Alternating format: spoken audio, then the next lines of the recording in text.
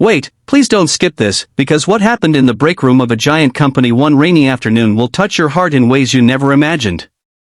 That's how this story begins, with a little boy clutching a plastic lunchbox, a janitor father with calloused hands and weary eyes, and a woman who looked far too elegant to belong in that dull gray room. The janitor's name was David, and his son's name was Liam, a cheerful 7-year-old with a habit of sharing things, even when he had almost nothing. David had worked 2 shifts back-to-back just to keep rent paid, his uniform smelling faintly of bleach, his shoes worn down. He was tired, but he never wanted his son to see defeat in his eyes. Liam's lunch that day was simple: 2 homemade cookies he and his dad had baked together the night before, using the cheapest ingredients they could afford but packed with love. They weren't much, but to Liam, they were special, almost magical. As David pushed his mop across the glossy corporate hallway, Liam sat patiently nearby, swinging his legs, waiting for his dad's break so they could eat together. That's when a woman walked in. She wasn't just any woman, though David had no idea. She wore a perfectly tailored suit, her hair neatly pinned, but her eyes were red, her mascara slightly smudged. She had clearly been crying.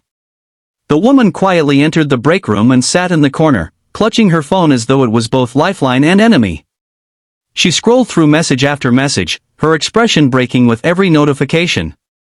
Liam noticed her immediately. His young heart, unburdened by the judgments adults carried, saw not a CEO or a stranger, but someone sad. He opened his lunchbox and pulled out 1 cookie, hopping off his chair. "Miss, do you want a cookie?"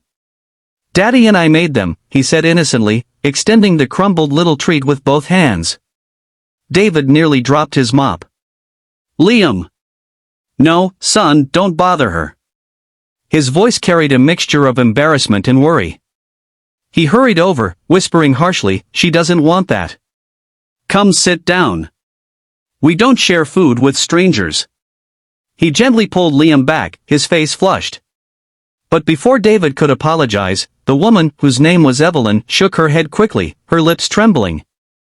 "No, please," she whispered, her voice softer than silk yet broken like glass. "May I?" She reached for the cookie with shaking hands, and for a moment, her entire world stilled. David frowned, feeling awkward. He wanted to explain that it wasn't much, that it was just sugar and flour from the clearance aisle, but when Evelyn took a bite, she covered her mouth with her palm, her shoulders quivering. At first David thought she was disgusted, but then he realized she was crying. "It tastes like home," she managed to say. That moment pierced through David's defenses. He didn't know her pain, but he understood the power of small kindnesses when the world seemed cold. He sat across from her, his son climbing onto his lap. "Are you okay, ma'am?" he asked gently. What David didn't know was that Evelyn was not just any employee, she was the CEO of the entire company. Hours earlier, she had received devastating news: her estranged father, the founder of the corporation, had passed away. Their relationship had been strained for years, and though she had achieved everything she thought she wanted, success, power, wealth, she suddenly realized how empty it all felt. None of her achievements could replace the warmth of family, the comfort of a simple childhood treat like the ones her mother used to bake. That cookie, offered by a boy who had so little, broke the wall she had built around her heart. Over the next few minutes, Evelyn listened as Liam excitedly explained how he and his dad mixed the dough, how they laughed when one batch burned, how Daddy said mistakes are just steps to getting better. Evelyn found herself smiling through her tears, her heart softening in a way it hadn't in years. When David stood to leave, thinking the moment was over, Evelyn stopped him. "Thank you," she said sincerely, looking directly at him. "You don't know what this means to me." David, still unaware of who she was, nodded politely. "It's nothing, ma'am. My boy just likes to share. That's all." But it wasn't nothing. That tiny act of kindness turned into something far greater. The next morning, David reported to work as usual, pushing his cart filled with cleaning supplies. But something was different. People were buzzing with whispers, the atmosphere charged. When the elevator doors opened on the top floor, David was summoned unexpectedly. Fear gripped him. Had he done something wrong? Was he in trouble for talking to that woman yesterday? He almost considered running, but he couldn't afford to lose this job.